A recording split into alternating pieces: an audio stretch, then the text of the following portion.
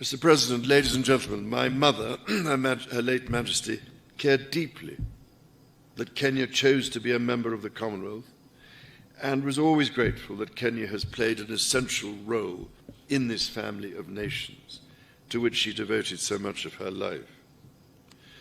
On this, my first state visit to a Commonwealth country, I wish to reaffirm my own pledge to support the Commonwealth's bold vision for action and the values upon which it rests.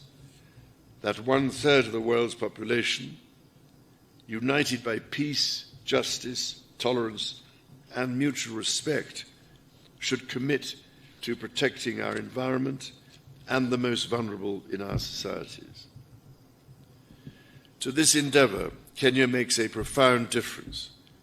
It is here in Nairobi, for instance, that Kenya hosts the only United Nations headquarters in the Commonwealth, indeed in Africa and the Southern Hemisphere.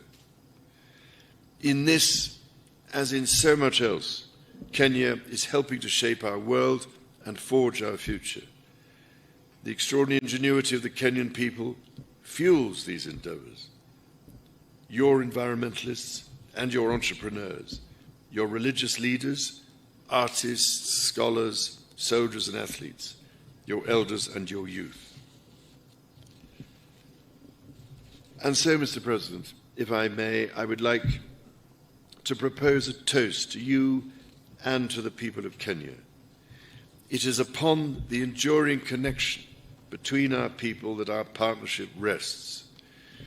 It is on their enterprise, imagination and fortitude that our common hopes depend. Together we are stronger, together our future is more secure, and together, as your national anthem says, may we dwell in unity, peace and liberty. Umoja ni nguvu.